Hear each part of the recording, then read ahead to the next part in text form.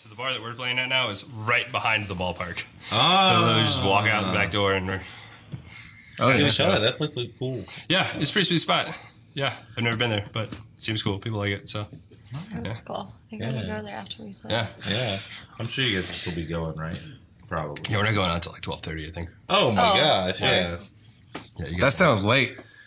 Yeah. Sounds like a late show. It is a late show. I can't do that. I know you can't. I gotta like I never expected you to be I got like a bedtime. Yeah, you have a child. Yeah. I know. And I gotta like do other stuff. That's Like not, sleep? Like sleep. Like- so I can get up and do the other stuff that I do that involves a child and B like working. I think we're just recording it. Oh, are we? We're not live? We're not. Well, put this fucker away. Just kidding. If we had done our job and Right now, in fact, you're going to be interacting with chat on Sunday while people are making fun of you for not knowing that this wasn't live. that's the plan as it And he stands. tells me to shut up because I can't see me. I know that sounds like me. That sounds about right. Sounds exactly like what my life is like. Yeah. So we just kind of roll into it. Yeah. I don't know. Yeah. How have you guys been doing? We're going to see you, like, was that a month ago now? Yeah. It has What been. have you guys been up to in the last little bit? I don't know.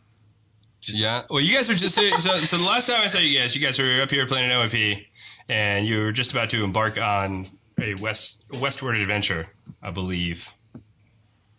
Oh. You're just making shit up. No, I have no, no it was- idea what you're yeah, talking no, about. Oh, yeah. We went to play in Houston. Yeah, we did. We went out. We went and to played Texas. this conference thing in Houston. I forgot. A conference? It was a conference. A music, A music conference. conference? Mhm. Yeah, it was fun. There's like panels and then It's like a a festival. comic and- book convention, Yeah, both but bands. with music instead. Yeah. What is that? Do you guys have tables and stuff? Yeah, like, what is that like? Oh, we weren't like vendors. We just played. Well, yeah, but I don't know. Like, so, like, at a comic book convention, like, the artists that are there to do business and stuff would have a table set up where they can sell stuff. So, like instead of that, they just, like, set up shows? Or It was like that, but people were just, like, selling their services to us. Okay. Okay, so No, it's a little there's, bit more like if you guys were, like, repairmen and you were going to... RepairCon Yeah, like- 2018. Like, I can offer management consulting. Yeah, like there's or- panels during the Okay. day, and it's like a panel on booking or management or producing, and then afterwards there's like a little like network meet and greet thing, and then the bands play and the panelists come, and Okay. it's like a network. So how big of a show is that? Like, how does it... What are the logistics... Is it smaller? Like, how many actual, like... That's crazy. live shows are happening? Yeah, that's... I This have one- no, this I one have was no a- context for any of we this. play a lot of conferences because it's help networking because you meet people you would never meet. Right, yeah, and, yeah. Like Yeah. especially being in It makes South perfect sense. I Carolina. mean, that is, and where I'm coming from, like, we go to the comic book conventions. That's what we do there. We moderate panels, host panels, and stuff. Do this there, you know. So it's the same Yeah. kind of experience. But it just seems like when you have a live music element to it, that there's a very different angle to that. Yeah, I don't know. Well, a lot of people go to these conferences. They go to these conferences with, like, thinking that, oh, someone's going to see them Right, and it's going to, yeah. like, make their career. Sure, or something which like I'm that. almost positive is. If it was going to happen anywhere, that's probably where it would happen. But I'm sure that that's something that it doesn't happen though. doesn't. Yeah. I mean, it's the same deal as going to a comic book convention. Like, it is super rare to go to a comic book show and then like, oh, this one comic book show, I got all my dreams fulfilled now because like the director of DC Comics saw my in drawings. general, like that notion of like, I mean, you guys work hard as fuck. Notice how they laughed at that. Well, they do. But they laugh. It's not self-deprecating. It's not that. They It's work hard you as fuck. laughing Because at I don't you. work. Because they know I don't work hard. Yeah. But Kudos, guys. that's not. That's just ridiculous. Like, that's not a thing that happens. That's not a thing that's ever fucking happened. Like, even when you, like, hear the romantic, like, oh, I played a show and so came to the show and signed my band immediately. So, like, how many records did you sell? Like, what happened after that? Like, what's next? No, I mean, like, we've done conferences where, like, Kevin Lyman from, like, the head of Warped Tour and everything saw us play, tweeted about us. It was great. You know, it was a really validating moment and stuff. But, I mean, it didn't, like, change. Like, we weren't, like, instantly, like, you know, something happened. Yeah, I mean, yeah. it was cool, Yeah. but, you know, I freaked out. I mean, yeah. I was freaking out. It was really cool. But instantly, like the day after, it didn't wake up to like 1 million followers. No, like you know what I mean. It's and if like, anything, no, you still have to like get walked outside. There's a Lamborghini in my driveway. Somebody just pulled it. I didn't know this was coming. Whoa, that's it. They just keep them on deck with the record contract and a bow. They like they leave it in the windshield like a ticket. Like here, sign this, assholes. And I like the thought that they leave it there for you to sign, and then if you decide to not go with it, that they just like free Lamborghini. They take it all the way. Like that's how they're trying to coerce you into signing a record contract. Just to entice you. There's like there's a tow truck sitting out front too. Yeah. Like it's not on your property. And then the second that you sign the contract, there's a guy just leaning against. Yeah. You gonna sign that contract, guys? And then the second you sign the contract, it's like when you win Price is Right, and they're like, okay, well, you got a lot of taxes you got to pay on this now. So those steak dinners have gotten really more complicated. Yeah. It used to just be steak. Yeah. Maybe a couple beers. Not anymore. It seems like anytime that you're in a position like that where you can make more legitimate connections with things, that it ends up being the beginning of doing the work, because you're like, okay, well, now I'm in this position, I have this opportunity, okay, then I gotta work harder, and then you're like, oh, this is what it means to make a career doing a thing, not what I thought it was, Yeah. But I think that's kind of just a cycle that repeats, I don't know. Deadlines. I think that's the part. Fuck yeah, dude. The deadlines are the worst part. Writing a comic book, and then they're like, now you got to do it like at a pace, and I was like, no. Yeah. How would I just do all this and then I'll resubmit when this first issue took me 2 years. I'm not getting this out monthly. You can eat dicks. You guys have been doing stuff for a long time though, because you guys have been doing. How long have you been doing South by? We played 4 years. 4 years in a row, I guess. Yeah, that's cool. So how is that? Because that's an industry event too, but that seems like it'd be markedly different from like a traditional conference. It is. In this past year was actually one of the first years that we were invited to be a part of an actual. Yeah, we did a panel. Too. Okay. Yeah, that's awesome. We were on a panel. Yeah. Yeah. I did a panel at the Charleston Confab last year. Right. About like women in bands and stuff, but. Yeah, we're working with this really awesome company called Merch Cat that helps us like keep inventory of our merch and like do like point of sale and stuff when we're playing shows.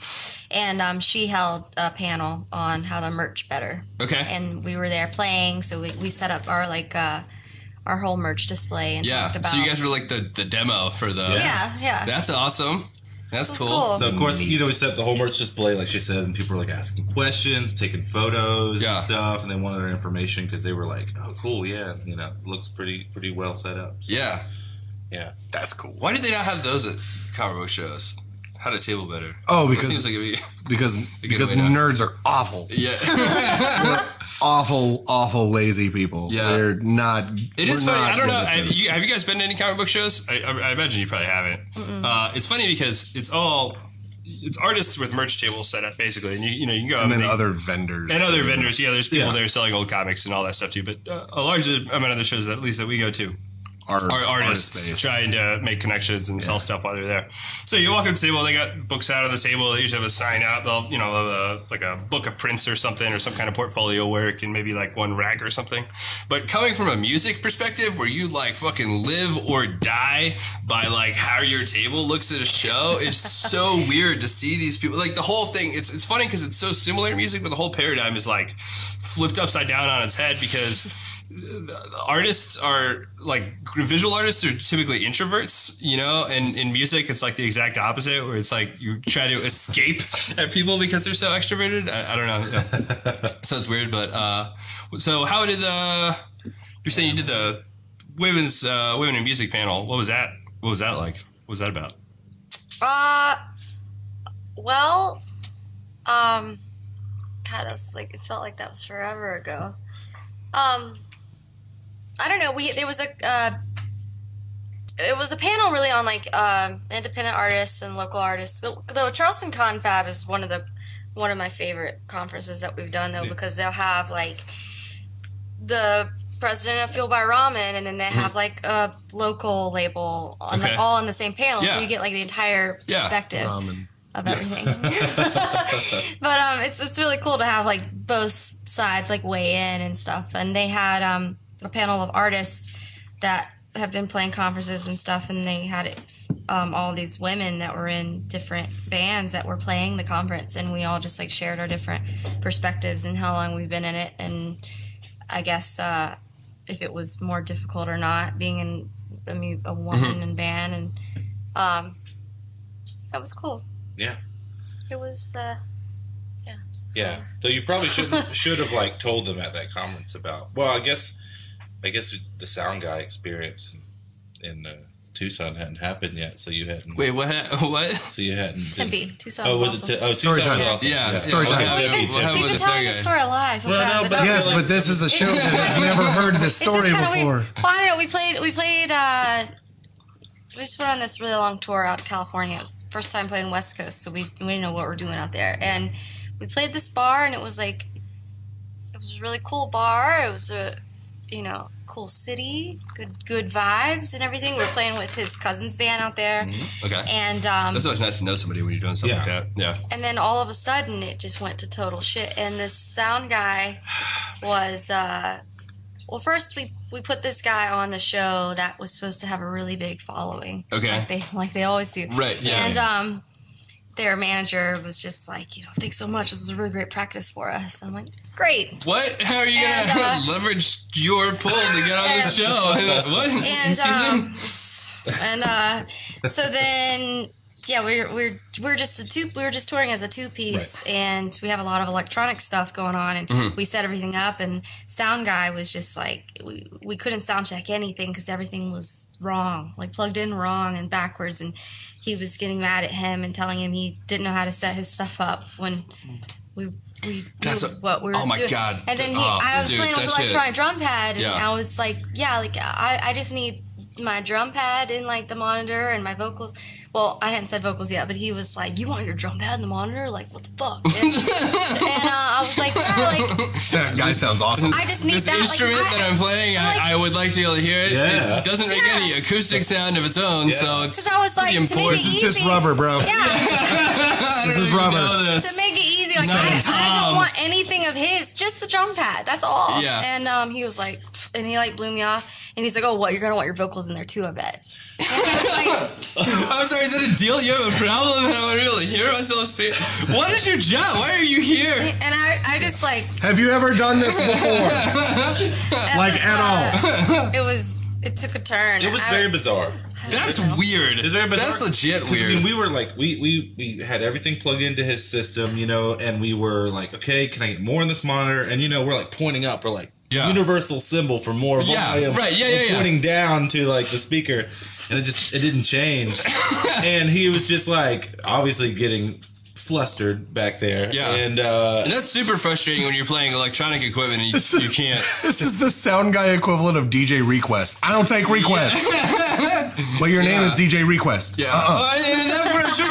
You have to feel so confident about how it sounds in the house when you're not getting any feedback. We've been spending like 20 minutes on this sound check at this point, and good lord, we were on tour with for a two-piece. Well, we were on tour with our friend Erin, and she was kind of helping us as a tour manager. And we brought all our own like DIs and everything. Like we literally had everything set up. You need, just in case you show up and there's just like 558s and I don't even need a power cable, you dick. I just need an outlet. I've done everything else for you. Do your fucking job. I literally pointed at Erin, and I'm like, Erin, can you just go to the van and grab the PA Erin's speakers? Our tour manager. Yeah. And so she comes back. I start unplugging stuff. We put the speaker on the stage. I run all my electronics through the speaker. Yeah. And we just do it like that. Like, we literally provide our own PA, put it on the stage, and played it. Yeah, he did. The sound guy muted a bunch of stuff. He just but it was funny though. People at the bar. That's ridiculous. Yeah. It was like a little dive bar, and people at the bar were just like, "This band doesn't give a fuck." And, like, they were about it. So then it turned like super rock and roll. And you probably had the best sound all night if that was the attitude. So angsty, and I was just like, "Oh my god." Was it like a headline situation? Was it like a bigger act that was playing or something? Or that's so bizarre for somebody to. We became the headliner because the guy that wanted to practice decided to change the lineup and put because he didn't want everybody to leave before. Yeah, and he switched to put himself an hour slot. Okay. That show trade though. Yeah. Oh, and then hit me up for a show trade after that. And his manager also was like, "Oh, we're gonna head out.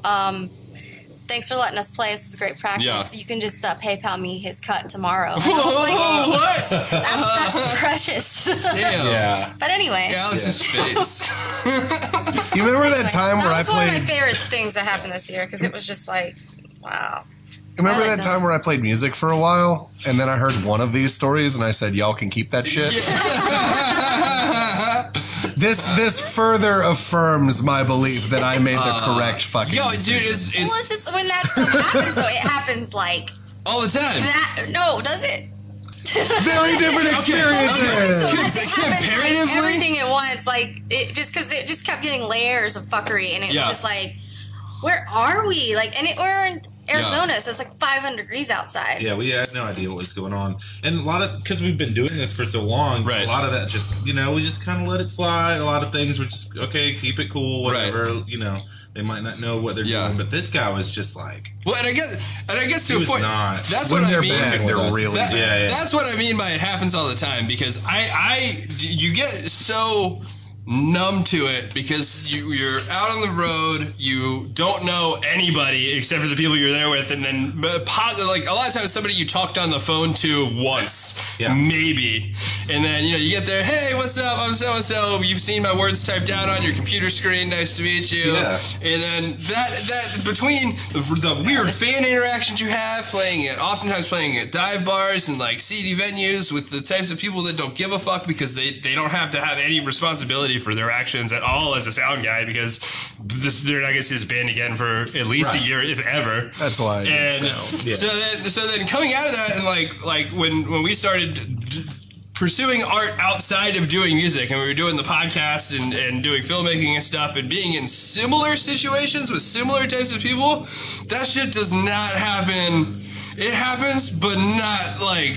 That's half of a tour. You come back from a tour and half the stories you have are, hey, let me tell you about this promoter from the next place. Fucking, Well, I feel like music is just this industry in which there's just a lot of bullshitters, that are really that could put.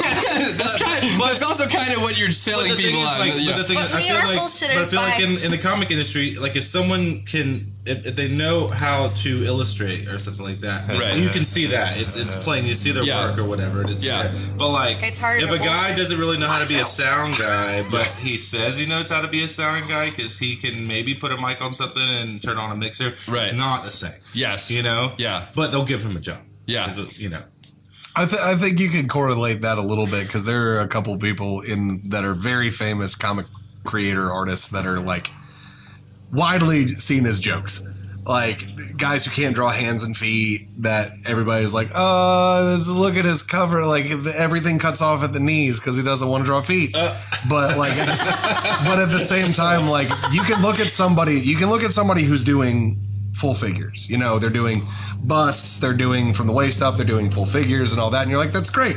Then you put them in front of having to do several panels and they're like, I don't know how to do background and put it where the bubble can fit and shit. So it's kind of the same, but like sequential. But but like there is a physical manifestation of that can at least be checked in our field. Whereas in your field, it's just you have to go by a guy who's like, I can turn mics on. Yeah, I think part of the difference too, though, comes down to the way that the business side of it tends to work in general, because in music, at least since, like the 80s, maybe 70s, depending on how you're looking at it, like independent music has been something, really the entire history of music, but in its modern incarnation, since the 70s, you've been able to make a career as an independent artist, and you can just start playing in a band and end up with a career doing it that way, and it becomes more and more so as time goes on. But in comic books and in publishing in general, it's only been that way for 10 years?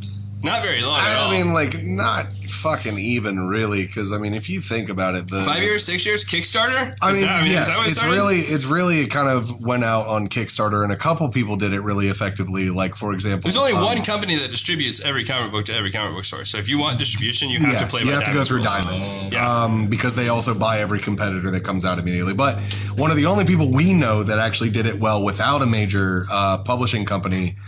was a guy we had on the show about 2 years ago named Roosevelt Pitt. He was part of the. That sounds like a porn star name. Which is totally not what it like. Meet this guy. No, this is a very short African American man who has a very unique voice. And big Coke bottle glasses, and the nicest dude you've ever met. It's really interesting. And him and a couple of his buddies hit the peak of. They kind of almost started what was known as the Black Age of Comics, which is starting to put out people of different ethnicities at the forefront of comics, and they took advantage of that and put it here. With Winston-Salem, North Carolina, as the background for a Wakanda version of Winston-Salem, which was kind of cool because they created a character named Purge, and for what, a year or two, 1 or 2 years when they did that without having any major publishing behind them, they were like the number 3 or number 4 distributor in the world of comics. Well, they were really early on in that. Yeah, they caught it, and out of nowhere. There was no company, no Purge, no nothing. And then that year it was just like, oh my God, we sold like 1 million fucking comics. Yeah.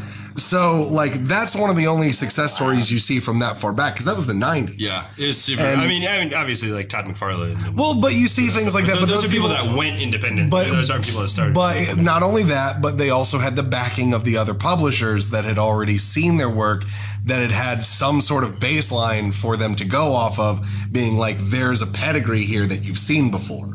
Whereas now with the Kickstarter thing, you can be like, fuck yeah, got this book. Here's some artwork. Here's some stuff. That is interesting. Fucking throw money at it. Because like the Image thing of the Todd McFarlane stuff is definitely coming from more of a place of like where like Radiohead ended up like going independent, or like Trent Reznor ended up going independent. It's funny because like the independent movement in comic books seems to have started more in traditional people going independent. Yeah, and I think, I mean, and there's a way to kind of correlate it to what you guys do with music, right? Like, because you do have people who don't work on comic books at all who go to these conventions, and every other weekend they're coming with these big racks of fucking pictures and prints and stuff. And, you know, they're making a living. Yeah. But they're not making a killer living. You know, we have... Well, I think the way to bring it back around to you guys, and what I've always thought is interesting about what you guys do, it's funny because when we were playing in Time Machine and what you guys have been doing, I've always enjoyed playing shows with you because I've always felt like we're two sides of the same coin. Yeah.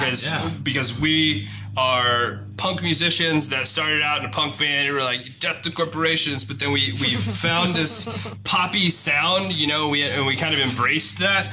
And you guys kind of come from the opposite side of that, where you have this like this poppier sound that you're going for, that's the stuff that you guys like are more inspired by. And we're like, well, fuck it, we're gonna be DIY, we're gonna do it ourselves, we're not gonna let anybody tell us what to do. And so that is really, like, I can't think of many other examples of bands that have a style of music that's similar to what you guys do, that are doing it that DIY and going through it that way. Like, how is that? How did you get to that place? Like, I don't know.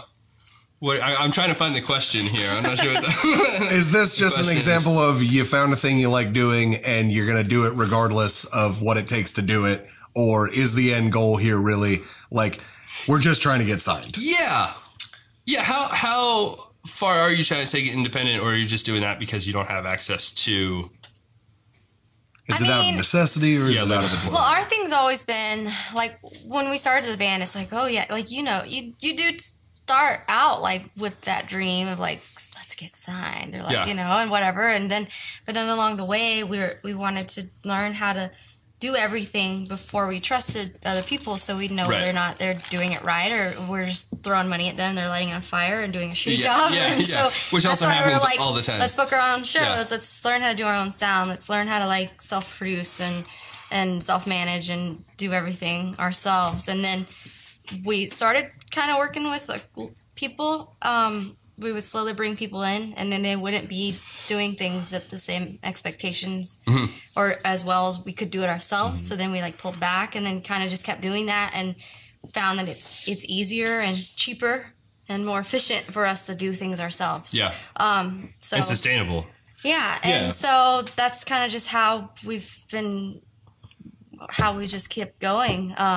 Yeah, and really that dream from like the getting signed at the very beginning of doing this to, the sustainability like you talk about, that's kind of become the transition into that. Yeah. It's like, okay, how can we make this work and still sustain it to where when we get back, we can continue to keep doing this. Yeah. You know, like, what do we need to do? Do we need to do more merch sales? Do we need to plan the tours better? Do we need to, just work more efficiently? And that's what we've gotten down to, really focus on. And the longer we've been in it, the less glamorous those things are, because they're really just business deals anyways, and labels are just banks, and getting signed is a loan, and like more and more every day too. So yeah, I mean, like, I do think there's definitely, like, we can only do things ourselves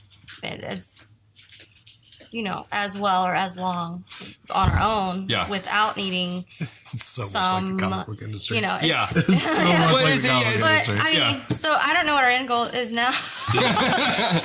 Keep doing it. I just know, for us especially recently, we've been really inspired to write more. So, like, these new songs have been coming out. And so, we're going to let them keep coming, I guess, Yeah, I mean, we just did the West Coast for the first time, and that was a big deal for us, because we've been trying to do that for the whole time we've been a band, and it never worked out. So how did the West Coast go? How was that compared to your expectations of? It was amazing, because I thought they were going to hate us. Because you think you play LA and it's like everyone's going to totally boo you. I mean, that's what I thought it'd be, because it's LA.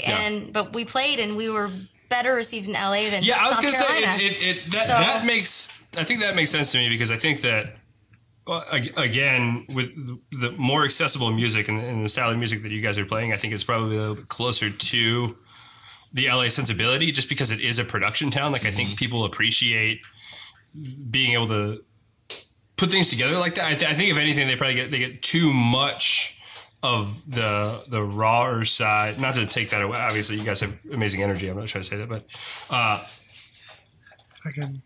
what? They're our guests. I'm trying to describe their music. Here's an idea. Let them describe their music. Describe your music. Describe your music. The people that do the music, let's let them describe their music. Describe your music. No, it was too late. It's Alex's fault. How would you guys describe your music? You fucktard.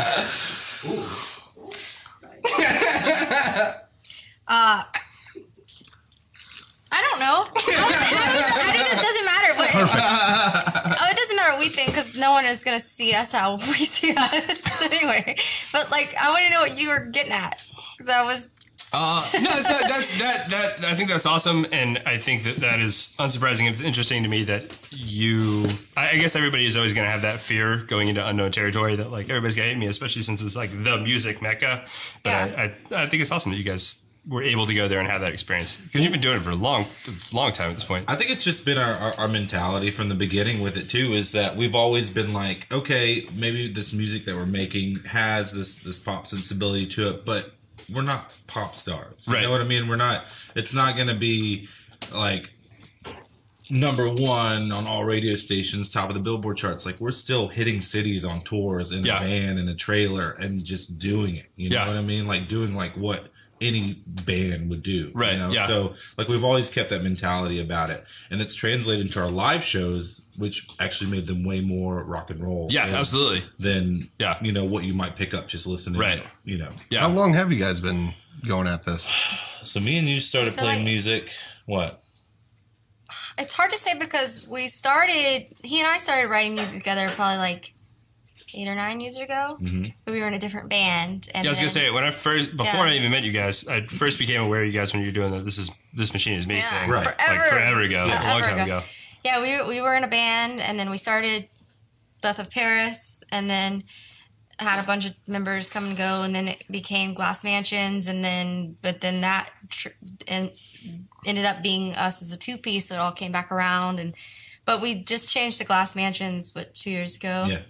So, but it almost feels like our band, in the way that it is now, feels like it was a very defining new chapter since like September last year. That's true.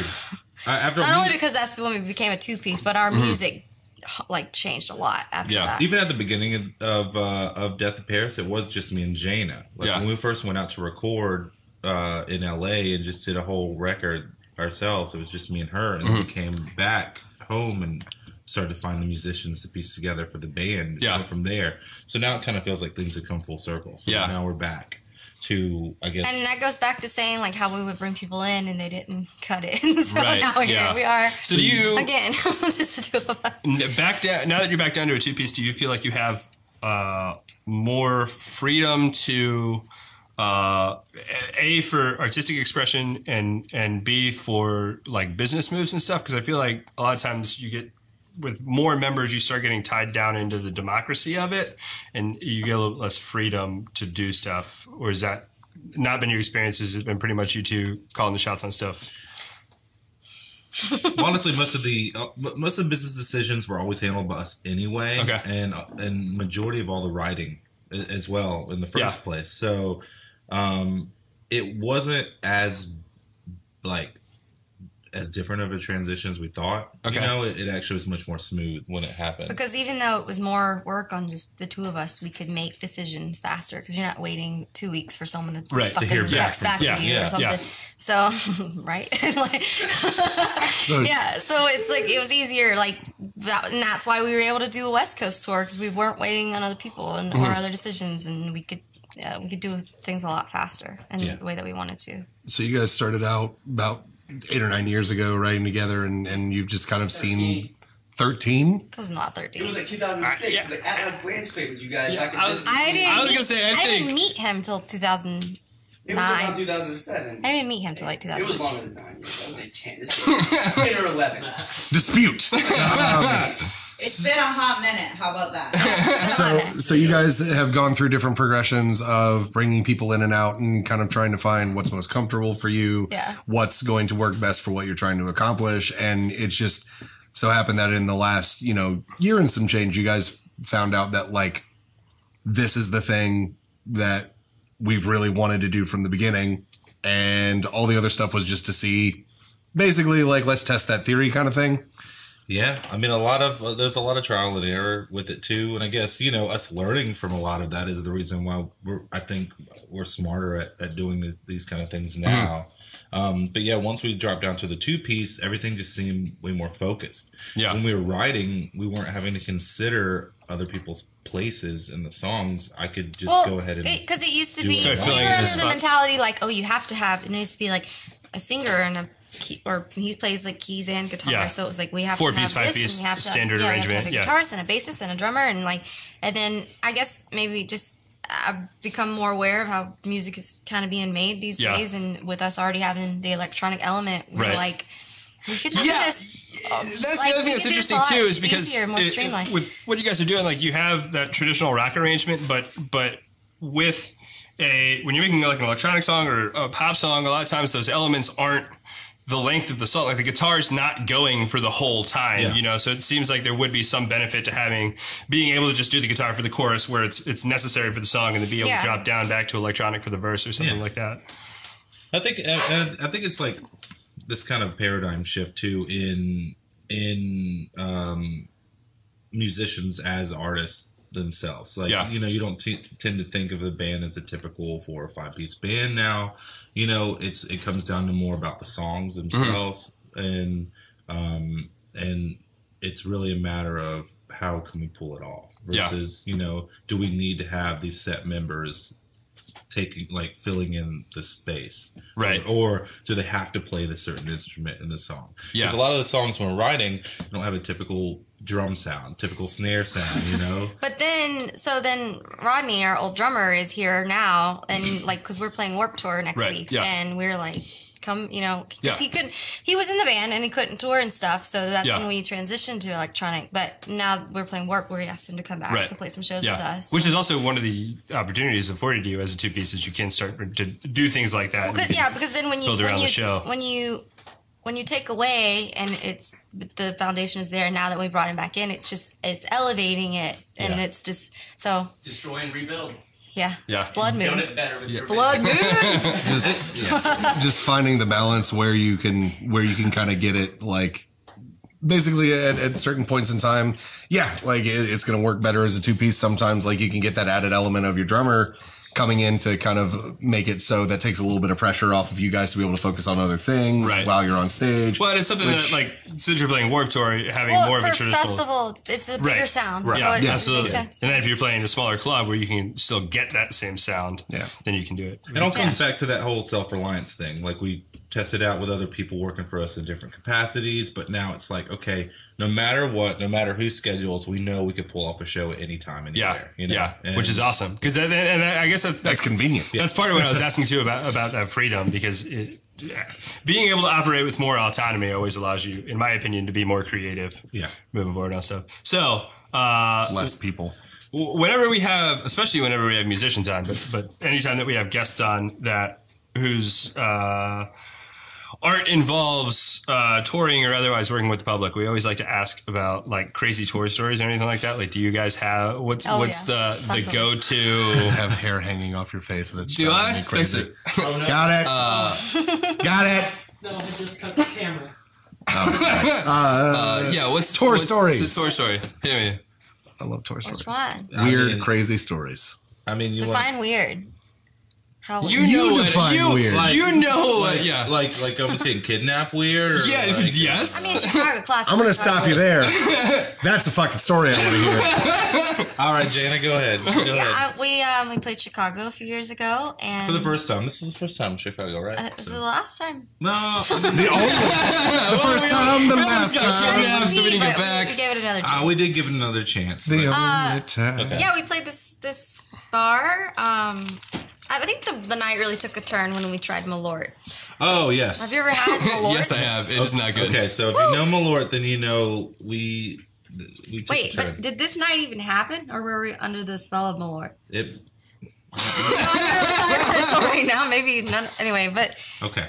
Yeah, so we played the show and it was fine, and the show was fine. It was great, and sound guy was a little weird.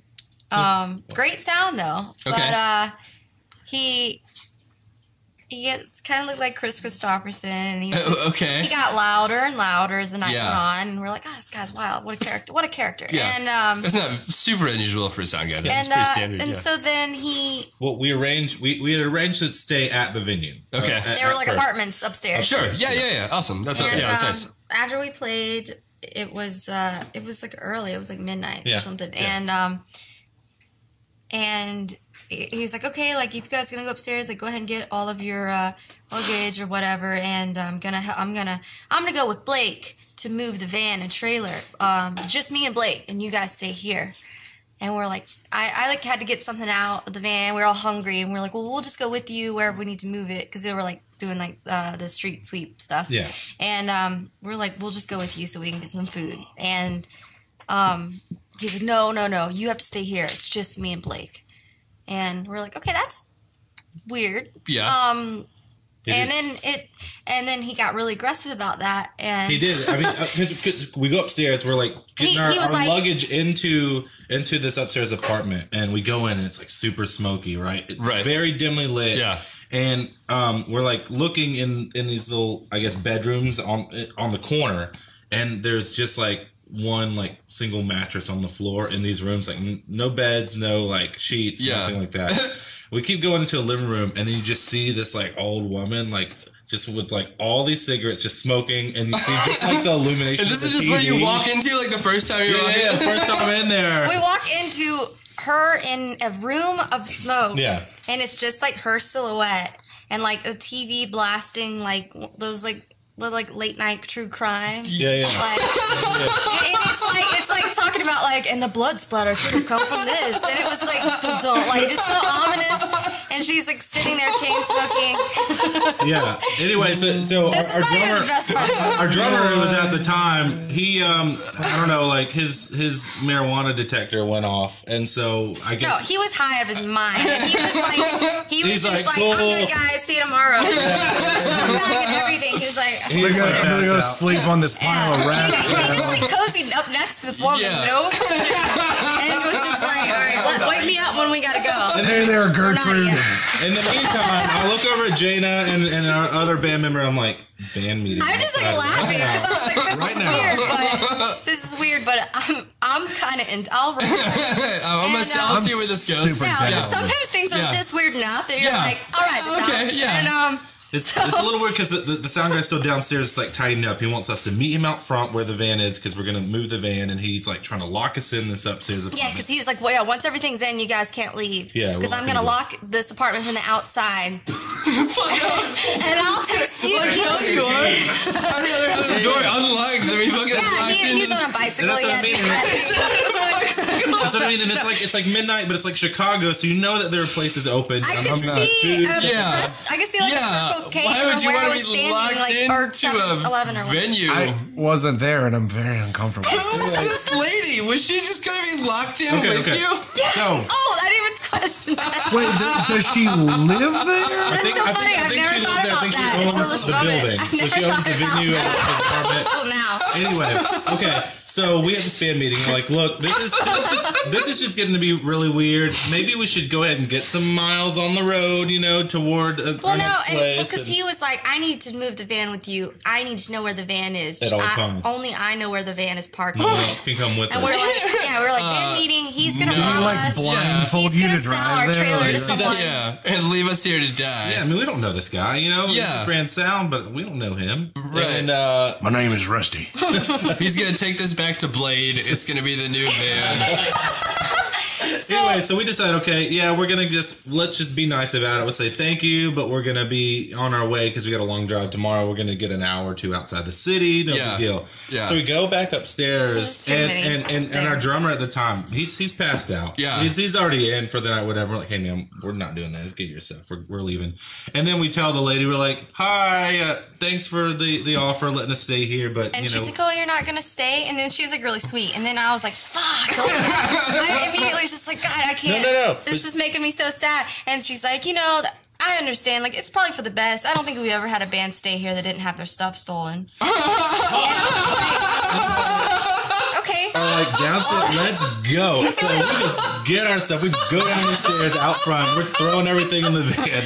I'm like, get in. Our guitarist is standing there talking to the sound guy. And I'm like, Patrick, get in here now. And so he hops in. Ashley, get in the van! And literally, I'm dialing up the next space on our GPS, and we're pulling off. He was driving. I was in the front. Our drummer, he was already asleep, like in a middle row. Yeah. And then and our guitarist was like, thanks, man. Like, whatever. And he jumps in, and as he jumps in, we were like, all right, later, I gotta go. And he's like already like coasting out of the spot.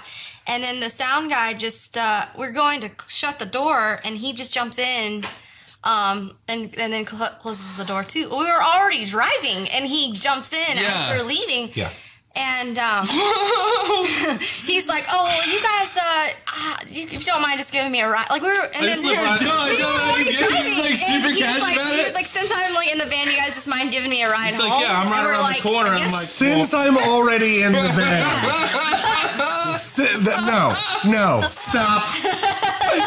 He says, "Since I'm already in the van," which is preceded by, "Oh, it's moving. Get in the van."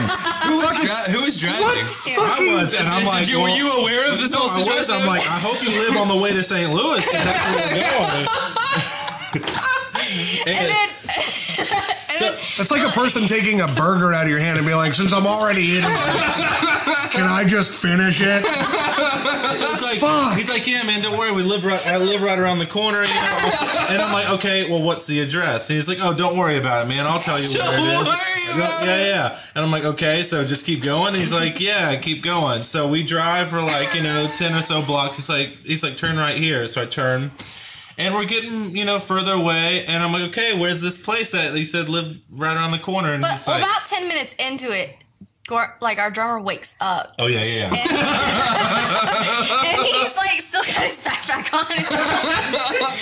So did he not wake up to go to the van? He was in the same row with him, but he was already passed out. He's passed out, and then the guy just slid in. Yeah, but he's asleep, and then he kind of wakes up and then notices this guy is in the van with us. Yeah. And he texts me, "Am I gonna die?" He's freaking out. And he was also hi, and now he's like, "I'm gonna get stabbed in this room. I'll be the first to go." So he's already just accepting it. Like, yeah. The best response to that text should have been, I said yes. I was like, yes. And, roll the dice. So we're still driving 10-15 minutes, you know, and he's like, why are you driving this car? I would have just stopped. Well, we didn't know. And he had a big backpack with him too, and we didn't know what was happening. Okay. He lives underneath the Crosstown Bridge. Well, yeah. Wait for it. just wait. Okay, so in a graveyard of other bands' gear. we're going into other like neighborhoods at this point. I'm like, okay, man, when's your place coming up? He's like, oh, here, just take this exit. And we're like, what? Exit? So we get on this exit, and then we start driving on this, like, highway. Yeah. Right? And, like, I can see, like, Chicago in the distance. You know? I'm like, what's going on here? We're actually getting on, like, what is that road called? I forget. But it's, like, one of the scenic, you know, highways. Okay. Like, you can see the, like, skyline. And yeah, right, yeah. And we're driving, and he's like, yeah, man, it's just going to be up here. I'm like, listen, I need an address here so I can know. He's like, don't worry about it. And this whole time, he's, like, babbling, like, not about where we're going or anything. Yeah, just incoherently. So we drive past he this. talks about like how haunted the venue apartment is. And about how the old lady's not real. Maybe he sees all these ghosts all the time there, and like someone died there, and we drove past this. It looks like a mental hospital, and he's like, yeah, my girlfriend's there. Man, she's crazy. And I'm like, what? I'm like, you don't say. Anyway, okay. All right, look here, Crystal Meth Jimmy. I'm gonna need you to fucking calm down. So he finally is like, okay, turn off here on this exit. So we get off the exit. We're getting back into these streets, and I feel like we've been driving for like 30 minutes at this point, right? And finally he's like, okay, just right up here on the right. And I'm like, I stopped the van. And I'm like, all right, get on it. And he's like, no, man, it's not right here. It's right there. I'm like, no, it is. It is right here. It's right here. This is the stop for you, buddy. So literally, I'm like, okay, slowly start pulling off again. And we're driving for another 10 minutes with this guy. He's like, God. Keep going. And finally, like, we stopped seeing, like, buildings. It's just, and it looks like just, like, wide open, right? It's, like, total darkness now. Because it's probably, like, what, 2:30 maybe in the morning? Like, he's going to a burn. At what point do you start thinking, like, well, at least there's 5 of us, right? He can't kill us all. Oh, he's like, okay, this is it. Take a right at this street. And we go up to the street, and it says dead end. Really? Of course it does. Yeah. This is so cliche. And so we get down this dead end. I'm like, oh great, here am I with the van and the trailer. It's a dead end. I'm not going to figure out how to get out of this. He's like, okay, go all the way down to the end. Oh, but and it's the street was so narrow. Yeah. Like, and it's a dead end, and there's all these cars, and we were like having to go so slow to get between these cars on the street. In a van with the trailer, this right? Is dead end. There's no way for us to back up or turn around and get out of here. I'm like. We're driving essentially into I guess we live in Chicago now. Driving to our death. Driving into this darkness, we get to the very end of the street, and it's just nothingness, right? Fuck. And he's like, okay, this is where I get off. Like, it was a beach access. It was the shore of Lake Michigan. Yeah, he drove us all the way in Chicago and just disappears onto the beach. He jumps out of the van. Wait. He jumps out of the van. He's like, all right, guys. Or I don't even know if he said anything. No. He just disappeared. He just walked away into darkness, disappears. And we're all like, did you see him? Did we imagine all that? Like, what just happened? And so then we're trying to do this 3-point turn. Yeah. And then he comes back out of the darkness to like help us navigate. And then disappears again. And it's just like... That's the day we met Bigfoot. And then we got out of there. Yeah, but of course, but we had to retrace our steps the entire way back around the city because he'd taken us all the way in the wrong direction. Yeah, and I mean, clearly he did not live. I mean, this was like super nice, like resorts on the lake, like really tall. He lived in a tent on the beach. Okay, no. Here's what happened. Since he knew at this point he couldn't steal all of your equipment, he had to find something else to steal that night. Because she clearly said, every band that's ever stayed here has had their shit stolen. That's the craziest part, right? And he told you, only I am allowed to know where your van is. Yeah. Just me. Yeah. So then he was like, well, if they're going to leave, I gotta go to a rich people neighborhood and steal all the things out of their trash that they're clearly not using anymore. Here's a $95 toaster. Like, this is exactly what happened. I will be 100% convinced for the rest of my life that's the situation. I hope so. Oh my God, that's amazing. So. Yeah. So then that was we were like, wow, Chicago. I feel it was our first time there, and we're like, and then what we say like is like New York with tricks up its sleeve. Definitely, yeah. There was just something about it, and like, I mean, and I really think we just went for a trip after drinking that Malort. Maybe, yeah. We may have never left the ghosts, venue and just man. imagined It was all the ghosts. So Malort, though. So, I mean, yeah, that might be crazier than Brian's going to LeBron James' house with a hustler model story. I truly believe that this is an event that should be on BuzzFeed's True Mysteries. That's fucking like, creepy. What the fuck? And because it's gonna lock you into this fucking apartment. When we talk, when we've told the story and stuff, and when we talk to other bands that live in Chicago or play there, we always ask them. Well, we don't like to talk, like say what the venue is when we tell the story, but like we ask people, and like no one's ever heard of the venue and at all. The venue doesn't even exist. And so like it was all a mirage. And like no one's ever the heard Twilight of it. Zone. And, like, somebody slipped you guys some really good drugs. Crazy. What? Yeah. You can load in anytime you like. Yeah. You can load in anytime you like. When does the show start? Whenever you get here. That's amazing. So there's that. I don't even know where to go from there. That's my story now.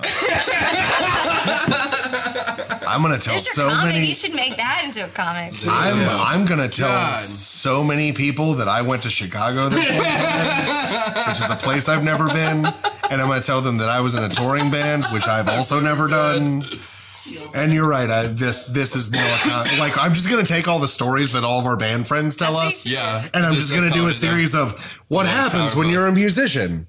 And this is the weird shit that just goes down. That's what we were thinking of, like a merch item. We're thinking about doing like a color book of like Hit us up. wild Yeah. There you go. stories. Hit us up. That would be awesome. That reminds me of the. I forgot about Toilet Cat. Another great story. What's the toilet cat? How much time do we have? 10. 10? I don't care. I want to hear about Toilet Cat. Like, this is Toilet Cat 10 minutes? Fuck Pixie.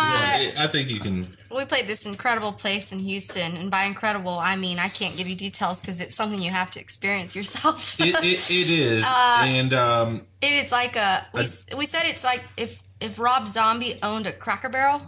Okay. Okay. What? yeah, just There's like imagine that. a warehouse full of Raggedy Ann dolls, and Yeah. it's weird. And we played there, but this place has a sister venue downtown. Yes, in that is Houston. like just a smaller version of weird. But the same And- smell. So you know it's that they're Rob Zombie's Golden Corral. Yeah, it is. Oh my god! We played this place, and bands that we knew played there. They were like, "Oh man." Like no one would tell us. no one anything. tells. And so then we get there and we're like, oh wow, I get it totally. They're like, because they tell you like, oh yeah, it's a venue, you can stay here. There's showers, everything, and the shower is a room. They're like, but you have to make sure you go in this room to shower, not this room, because this is the cat's room. And we go of course, I had to look in that room because it told me not to. And it's the cat's room. There's like 30 cats all staring at me, and then the room for showers is a room with a curtain on a hole in the ground and a gallon of water. Sounds about right. Okay. For real. And but this is not even not even the story. Do they know what the word shower means? They also tried to pay us in vegan chili, but the chili was full of trash. It did have some weird trash. Vegan trash. It had like pieces of plastic and stuff. Taco Bell fucking sauce pack, empty Taco Bell sauce packets just thrown in for flavor. I don't know. But we played this other venue, and Just there's the whole this very thing? strange smell happening. And this band that we were touring with, their drummer went into I think that there was like someone in the guy's bathroom. He went in the girl's bathroom, and he ran back out, like throwing up. And I'm like, what's happening? And he was like, you got to go in there. And I'm like, of course I had to go. And there's a dead cat in the toilet. Someone had I don't know if he died in the toilet or someone tried to flush him after he died. There's a lot more questions than answers, you can flush a goldfish. You can't flush an entire dead cat. He was half flushed. If I know anything about physics, it's that a dead cat doesn't fit down a toilet. God, PETA's gonna love this. Yeah. So yeah, you had no involvement in this. No. I mean, we just. Well, if I know something about science, you don't know until you try. Yeah. So that was toilet cat. R.I.P. Yeah, but the venues there were so weird. Anyway, I mean, the guy was like, okay, the Lorax. There's a guy named the Lorax he's the proprietor. An hour is not long enough. And he was like, okay, well, this is how I'll let you know when you have 3 songs left in your set. Which is weird. 3 songs. 3 songs is a weird. He's like 2 songs, 1 song. And he was wearing a green unitard. Oh yeah, he was with fingerless gloves. Okay. That he made out of koozies. Oh, he did, yeah. But he was like, I'm gonna put this Beanie Baby on my head to let you know that you have 3 songs left. Okay. We're like, that's fine. But also when we got your response is that's fine? Well, Alex, you do not understand the level of weirdness that occurs. You're like, that's constantly. Fine. But he also, when we got there, the load-in, he was like, I can't be here right now. I'll be back. Because he was like, we were near school, out. And he couldn't be there. Sex offender. So he had to leave when there was school sort out. So he's like, I'll be back later. Just settle in. Those are only 2 stories. Yeah, I mean, the cat. I can't get over the cat. Like in my head, what happened? I leave now. In my head, what happened is the cat's in the toilet. And somebody just sits down on the toilet, and then the cat attacks. Like, but this is why our band has to be like smaller and DIY. Because if we sign to like Interscope, you don't get that. You don't get toilet cat. No. You get white rooms. You don't get that. Yeah. Yeah. I bet the cat died. But he was like, when y'all have 3 songs left, I'm gonna sacrifice this cat. Like, well, when am I gonna? I gotta go. Getting out toilet. What happens when there's 2 songs and 1 song? Like turns out, if Beanie Baby's at 3 songs, it happens at 2 songs and 1. If you thought the cat was a Beanie Baby, sort of turns out that the Beanie Baby on the head is actually dead toilet. All the stuff he tried. That he just shoved full of lima beans. Just his attempt at taxidermy. I mean, it wouldn't have been, What if all the like stuffed animals were like just the souls of all the bands that had played there? But also all the way back to Chicago. This is one of those. This is all a Malort fever dream. This is exactly why I have like touring is essentially having that friend that goes, oh yeah, dude, you got to do it. It's terrible. Like that's your friend that's like, hey man, how is this restaurant? Oh, it's fucking miserable. You gotta go. Have you tried this mac and cheese? It tastes like shit. You gotta have some. It's like this smells awful. Smell it. I haven't showered in 3 weeks here. This is what my butt hand smells like. Like, fuck you, man. Like, that's exactly Jesus. What being a band is. Yeah, 100%. And I get asked all the time, are you in a band? No. Don't wish that evil on me. No, I have a lot of tattoos. I am neither a tattoo artist nor am I in a band. Nor do I want to do either of those things. Because these are the stories that come from those things. And we have weird stories. Not like that. I mean, like, we've got cool stories and shit from Comic-Cons. The weirdest thing that ever happened to us was we ended up playing dress up with a dude at an Airbnb who was one of those Airbnbs where you don't get the whole place, you just get a room. And that's another time. We we also have an Airbnb store that our band stayed at for South by 1 year. And then people that own the place may have been murdered and someone else replaced them because all the furniture had tags on it. Welcome. And there was just it was very sterile. That is what we'll talk about the next time that we get to have you guys on the show. Story everybody Hang on to that one. We've got, I don't know. Yeah. Maybe a lot more. Wow. Where can people find out more about Glass Mansions and what do you guys do? This is a comic book now. I don't give a fuck. This is happening. You guys can get royalties, but I'm taking all the stories. I don't know. We're everywhere. Glassmansions.com, Facebook. We're on Facebook, Instagram, Snapchat, YouTube. Yeah. And the music's Twitter, everywhere too. right? iTunes, all Spotify, at Glass Mansions. Yeah, we just put a new EP out called Ritual, and I dig it. Thanks. It's good.